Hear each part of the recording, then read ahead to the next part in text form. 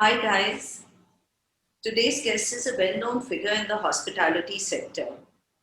अर्जुन की तारीफ में बहुत कुछ लिखा है, so I'm going to read it out to you. He has spent 22 illustrious years, with about 15 of them in hospitality consulting, and he's completed over 1,000 projects as a consultant, from overseeing the feasibility studies, valuations, and contract negotiation practices at HVS South Asia as a managing director, to having co-founded Hotelivate, India's best known hospitality consulting firm. Arjun is the managing partner, strategic advisory at Hotelivate, and he has, besides being a partner there, he has also got various articles, white papers, and industry publications to his credit. Arjun is also father to two energetic girls, Suhana and Saisha, and husband to Pooja, a software engineer. I am pleased to have Arjun Khanna join us at Life Begins at 40 this afternoon. Arjun, a pleasure to have you on board at Life Begins at 40. Thank you for your time and agreeing to do Thank this. you. Thank you for having me, Sanjana. Thank you for the invite. Okay, so hospitality is amongst the hardest hit during COVID, and I've been doing some reading, and I realized that recovery could take up to 2023. So, what's your comment as a consultant? Sure. So I guess let me start by sharing what consultants do best, which is statistics and some data points on where we are in the midst of this pandemic vis-a-vis the hospitality industry. Globally, Sanjana, as you may have read in the papers and in the publications, there's been close to $3 trillion in erosion in revenue in the hospitality, travel, and tourism sector.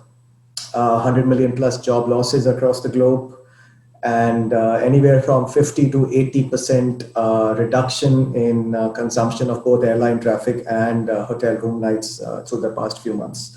Unfortunately, the picture in India hasn't been much prettier, as we're all aware. Uh, we're a small and nascent hospitality industry in relative terms to the globe, but nevertheless, our best estimates are that between the branded or organized hotels as well as the unorganized and mom and pop hospitality products and services in India, there's been roughly about $20 billion worth of revenue that has been eroded already as we sit today. And that's just hotels. If you look at travel, trade, and tourism at large, I think the number hovers around $100 billion or so. Uh, I think it's not just money, even from a manpower standpoint or people standpoint. 50 million people have been employed across our nation over the years in different parts of travel and tourism. So when I say travel and tourism, I'm really saying hotels, resorts, convention centers, clubs, restaurants, cruise liners, tour and travel operators, guides, anybody who is aviation, anybody who's touching travel and tourism. And of these 50 million people, our best understanding thus far is that one out of every three has either faced a layoff or a furlough over the last few months. And that's a pretty significant number from a hit standpoint. Couple of other things I'll just add to that. While the large mass of people impacted are obviously workers and employees, I also want to highlight, given that we talk a lot with hotel owners and investors, that probably the hardest hit is those folks, people who've put money on the table and have invested in these ventures. Yeah. So you're seeing a very very tough period for a lot of asset owners that is not easy to come out of. That's the cloud. I also want to share the silver lining. Uh, Last few weeks, if I may say, maybe last couple of months, we've started seeing, one of the in this period of Corona, a lot of new terms have come about, and one of them that I've been hearing a lot of is revenge tourism. And essentially what they're saying is people are coming back with a vengeance, at least from a holidaying and tourism standpoint, and that is not entirely untrue. You are seeing over the last few weeks leisure locations across India pick up. People are dealing with lockdown fatigue, as we're all aware, and are in safe shapes and forms. They are taking holidays. drive to destinations, fly to destinations, all of them are reaping the benefits. So that is certainly a silver lining. We're seeing improvement. We're around the shadi season now. The weddings are across the corner. There's albeit in smaller formats. You're seeing hotels and resorts now get some business inquiries for weddings over the next 2, 3, 4 months. And one remains hopeful. This brings me to the next question. Where does your consultancy, which I believe is a pioneering consultancy in India, Hotelivate, fit in, and what are the services it provides? Sure. So I'll try and answer that, Sanjana, in two parts. One is how we traditionally help the hospitality stakeholders, and two is really how we're helping them now in the middle of this situation. So traditionally, hotel consulting firms such as ours are in the business of offering a wide array of financial solutions from a consultancy and advisory standpoint. We've been doing this in India, as some of you may be aware, for about 23 years under different avatars. For a long, long time, we used to run the South Asia operations for a firm called HVS, which is a New York-based company. We were their India or South Asia face, so to speak. Hotelivate, which took birth roughly about 3 years ago, by a few of us coming together and creating a made in India platform, so to speak, was really an effort towards offering a 360 solution to hospitality consulting, as opposed to being niche or very clinical about one or two things only.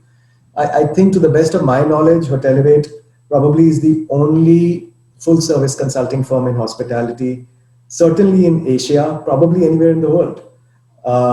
And what I mean by that is we are life cycle consultants from the inception of an idea of being in the hotel business from an investor standpoint, to actually then helping them execute on that, create the product and services, brand it, operate it, and we help under a lot of different umbrellas in that sense, and then even execute transactions if there is an exit in the horizon. We do that by virtue of doing feasibility studies, valuations, contract negotiations, asset management, revenue management, hotel brokerage and transactions. So a variety of things that fit the needs of a hotel investor in the life cycle of hospitality. Specific to the last several months, I think our focus has been on 3 or 4 major areas.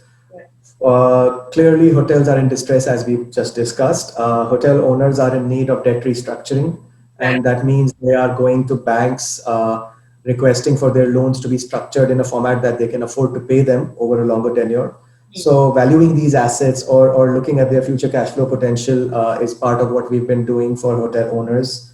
For those hotel owners who understand that the best time to build is actually during a down cycle, we're helping them with feasibility studies so that you are actually up and running by the time the good times come back. And you use this period to construct new products. So feasibility studies are therefore a big part of what we've been busy with.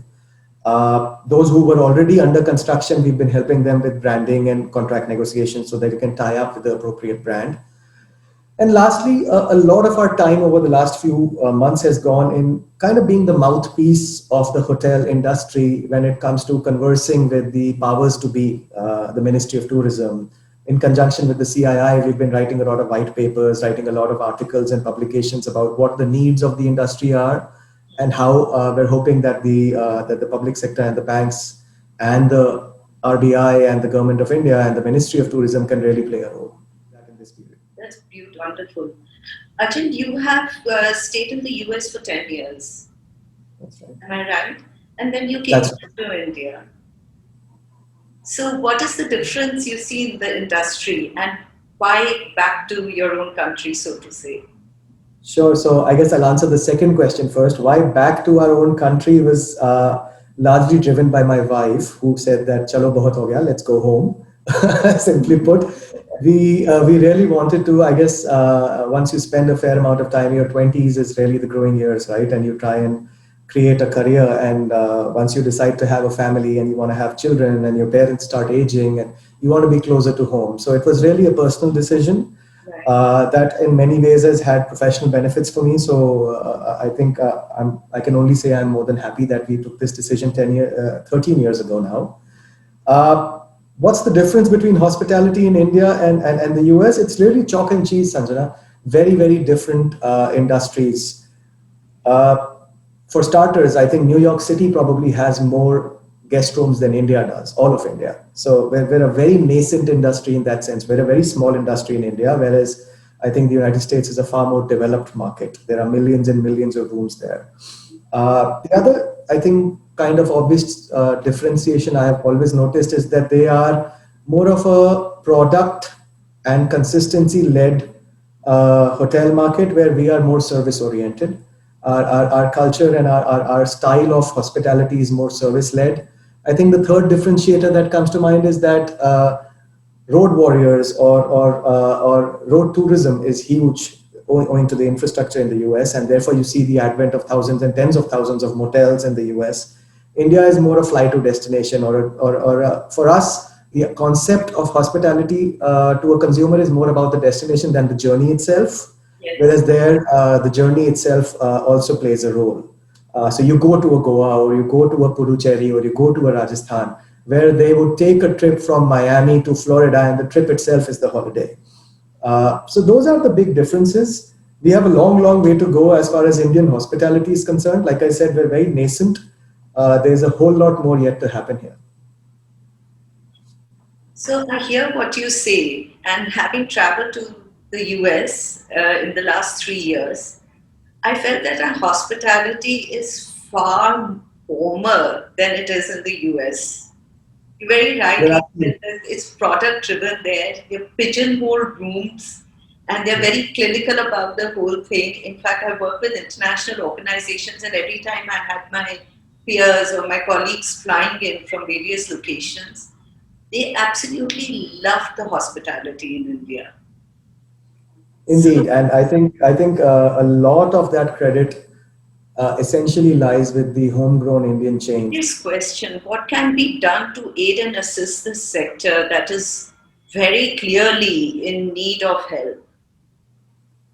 I think a few things can be done, Sanjana, and you're right, it is a serious question.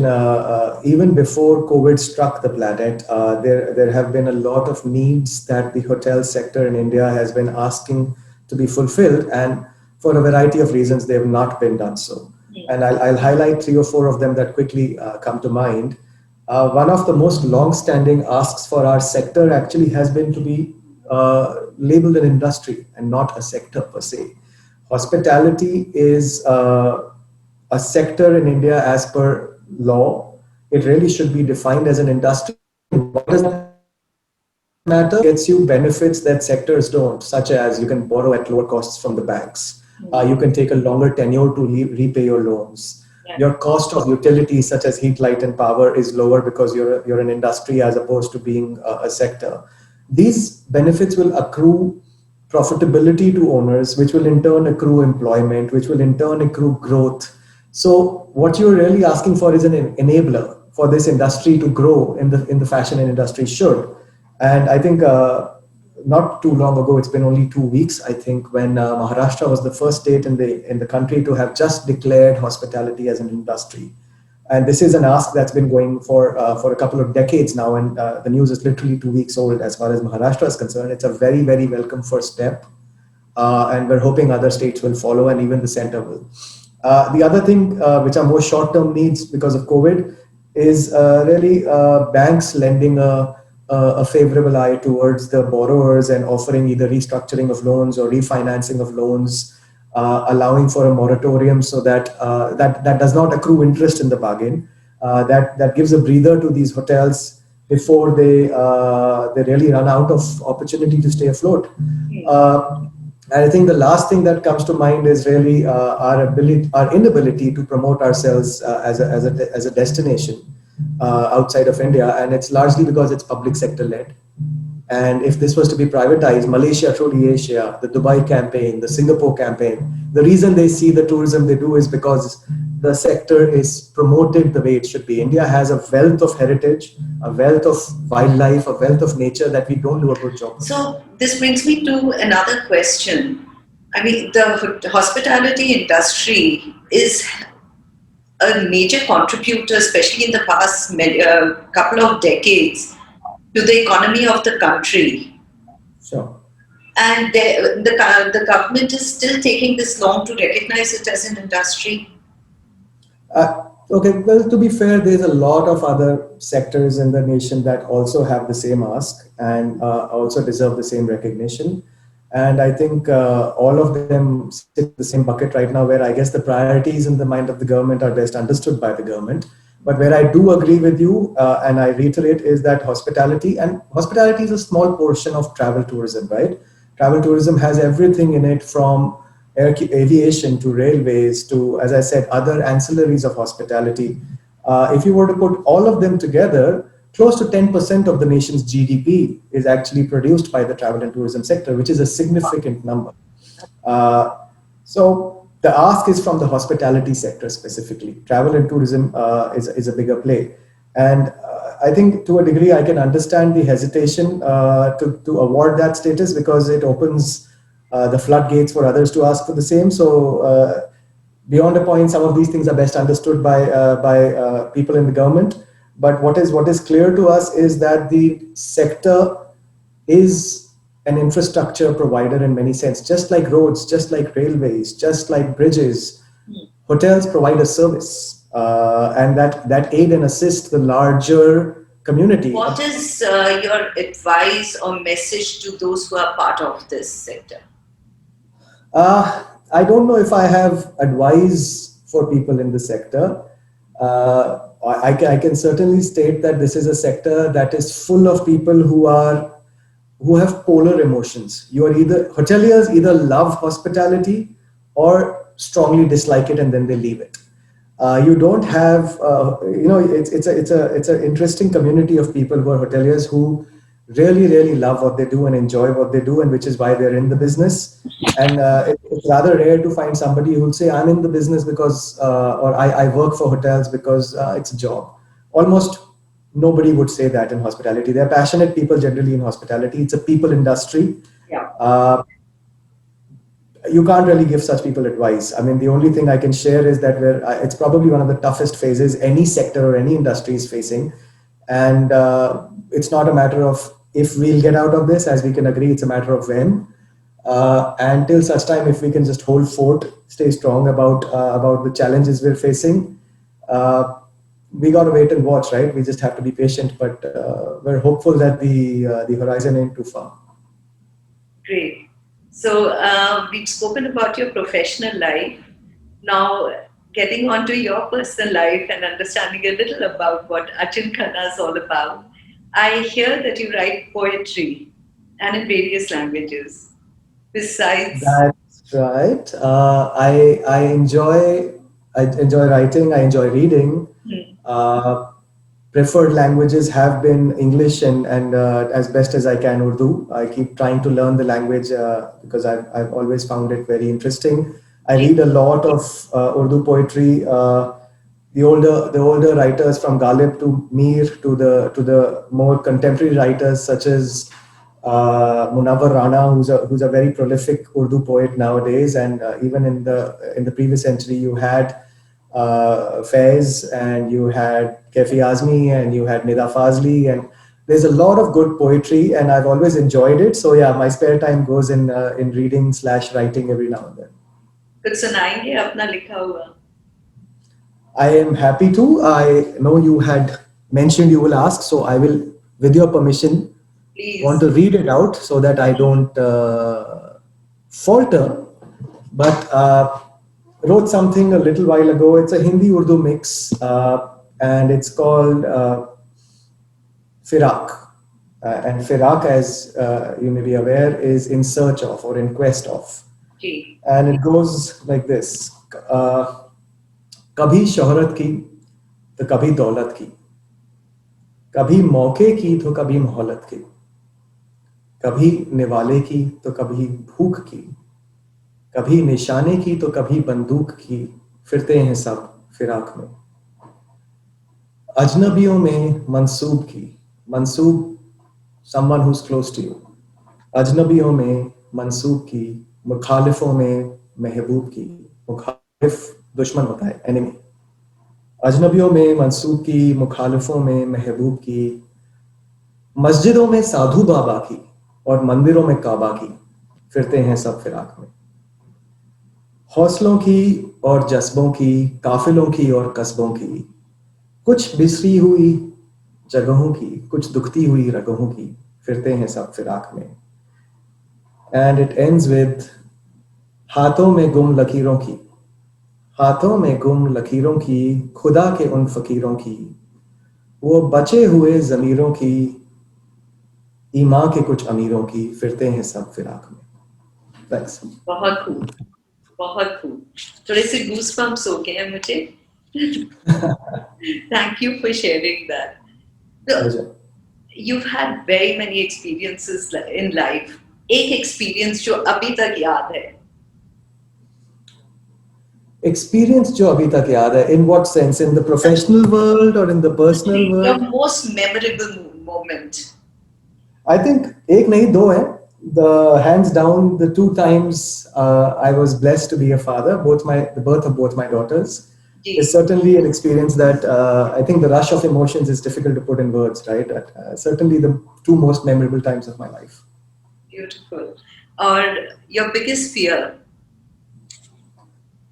I think that also sits in the same bucket as any parent would probably agree. My biggest fear is not being able to do everything I'd like to do for my daughters. So doing justice to them, giving them the life I aspire to give them is, and not being able to do it as well as I want to is probably my biggest fear. How do you spend time with them and how old are they? So Suhana is 11 and Saisha is 7.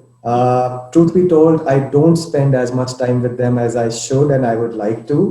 My wife Pooja has both the good fortune and the Herculean task of spending more time with them as opposed to me. Hmm. I like to claim that I do my bit, but I have to admit that I should really be doing a whole lot more. When I do spend time with them, which is mostly weekends, I think it's a mixed bag. Everything from they've developed an interest in chess lately, so trying to play chess with them, to doing Rubik's cube solving contests. Again, something that my wife has taught both my daughters and me, and we enjoy that. Watching movies together, reading, just playing games. Before COVID, going to the mall every weekend or so. Just Yeah. a lot of these things. But if you ask Suhana and Saisha, I think they will readily complain that I am low on both patience and time with them, which I know I need to change. So what do you value the most in your relationship with Pooja? What do I value the most in my relationship with Pooja? I think our equation, which is a very interesting one. We're very, very similar, I think, in a bunch of ways. We're both very obstinate, ziddi hain. Okay. We're both very good at arguing for the sake of arguing. No, but on a serious note, I think we both enjoy a love for road trips and travel. We both really enjoy a variety in cuisines. We like to explore different foods. We're also dissimilar in certain ways. I think I have a mild case of OCD, whereas Pooja is far more free spirited.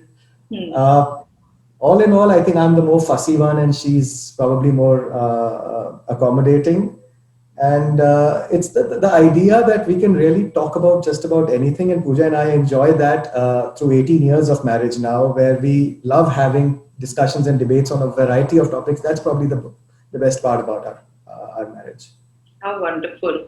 So the lockdown and COVID, this 2020, has, I'm sure, helped all of you as a family spend a lot more time together. Indeed. And how has been your greatest learning in this time?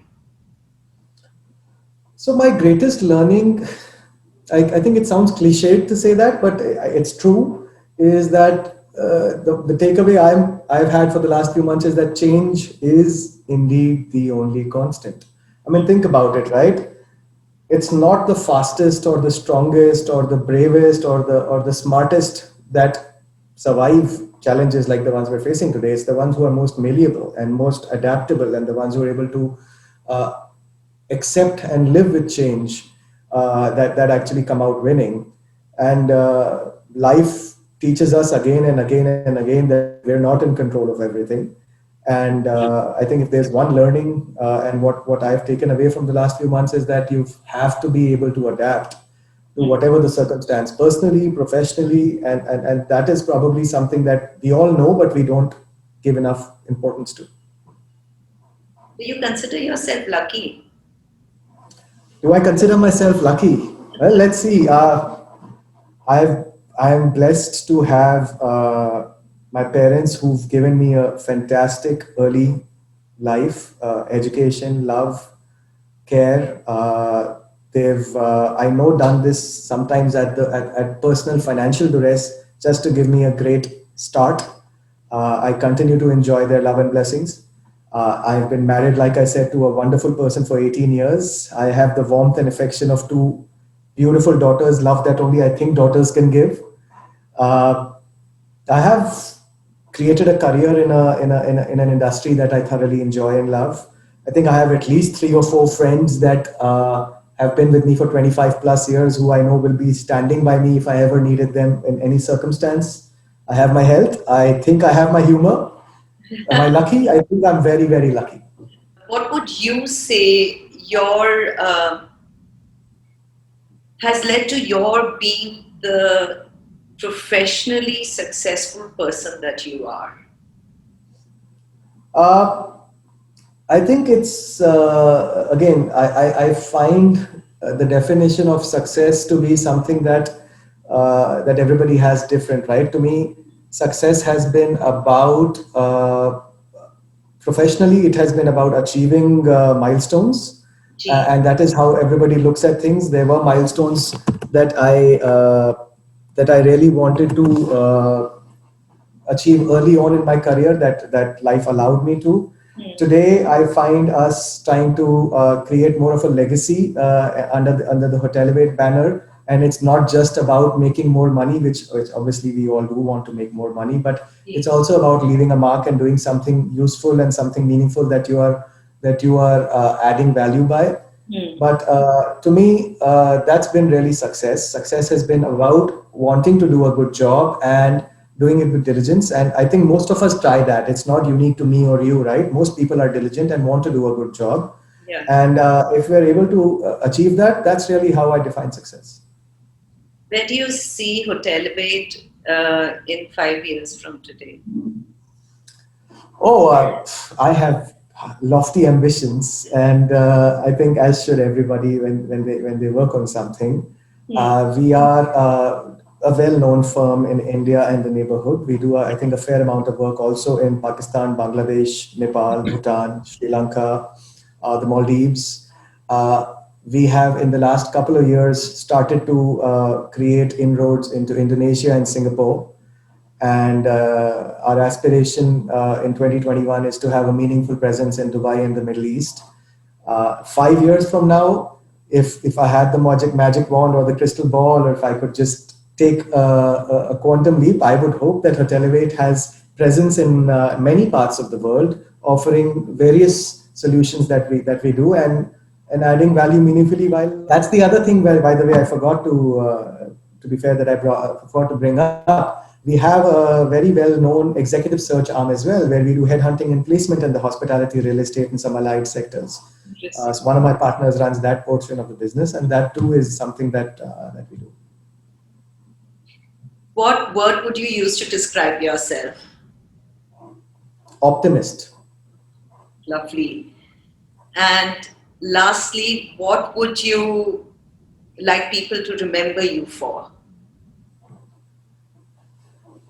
Let me try and again, too early for me to be thinking about how it be remembered. Your show is called Life Begins at 40. Yeah. And I'm hoping there's a whole lot more to do. I'll tell you something that comes to mind. I just finished reading a book. It's on a boring topic compared to what we're talking about, but it was an investment book. But there was a very interesting saying in it. It's an ancient Chinese proverb that the author had quoted, and it said the best time to plant a tree was 20 years ago.